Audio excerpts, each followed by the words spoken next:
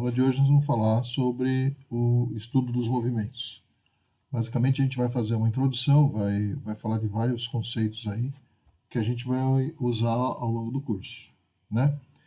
Então, por exemplo, se um corpo sai de um determinado ponto e percorre um determinado caminho, eu posso dizer que o conjunto das posições desse corpo ao longo desse caminho a gente vai chamar de trajetória, tá?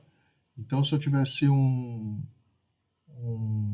pessoa andando na praia, os pés da pessoa iam marcar a areia e aí eu teria a trajetória da pessoa lá. Se eu escolho um ponto desse caminho como marco zero, esse ponto ele passa a ser uma referência para eu marcar a posição do meu caminho, que vai ser a distância que eu tenho de cada posição até o marco zero.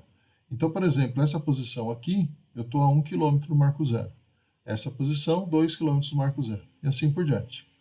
Aí eu também defino um sentido em que essas posições aí aumentam. Se eu for para o outro lado, então eu teria aqui a posição menos 1 do marco zero, que é a posição menos 2 do marco zero, que é a posição menos 3 do marco zero, tá? Então, em física, a gente pode ter posições negativas também. Tá legal? Muito bem.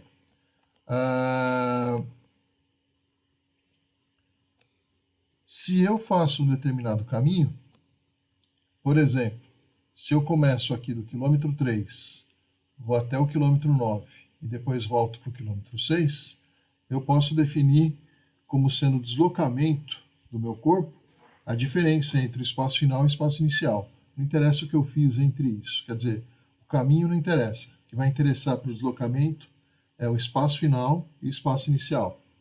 Então, o ΔS, que é o deslocamento, vai ser o espaço final menos o espaço inicial. Qual é o espaço final? 6.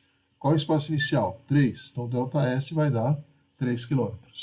Agora, a distância percorrida, por outro lado, é tudo que o corpo andou, tá? Então, se eu saio do 3, vou até o 9, eu ando 6 km, tá? 9 menos 3. Se eu saio do 9 e chego no 6, eu ando mais 3 km. Sempre eu vou somando aqui, tá? Então, a distância percorrida nesse trecho todo é 9 km. Percebam que a distância percorrida e o deslocamento, eles não precisam dar o mesmo número, tá? Eles não dão o mesmo número aí, tá bom? E referencial? A escolha do referencial é importantíssima para o movimento, tá? Vai definir aí velocidade, vai definir trajetória, vai definir inclusive se o corpo está em repouso ou está em movimento, tá? Então, o referencial é onde está o observador do movimento. É mais ou menos assim a gente pode definir de uma forma bem simples, tá? Então, eu posso dizer para vocês que o corpo está em repouso se a posição não se altera em relação ao referencial. E o corpo vai estar em movimento se a posição se altera em relação ao referencial, tá? Então, por exemplo, num ônibus em movimento, um passageiro aí vai estar em repouso em relação ao motorista, tá? Porque a posição do passageiro em relação ao motorista, se esse passageiro não se movimenta no ônibus, é sempre a mesma, tá? Mas está em movimento em relação ao ponto de ônibus que está lá na calçada, tá bom? Bom, a trajetória também depende do referencial. Se eu tiver num ônibus aí, alguém estiver jogando uma bola para cima, eu olhando para essa pessoa que está jogando a bola para cima, eu vou ver a bola subir e descer numa trajetória retilínea, tá? Agora, se essa pessoa estiver jogando a bola para cima e o ônibus está andando, tá? Uma pessoa de fora do ônibus vai ver essa bola indo para cima e para baixo, enquanto o ônibus anda para a direita. Então, isso aí vai fazer uma composição de movimento e a bolinha vai fazer um arco de parábola, né?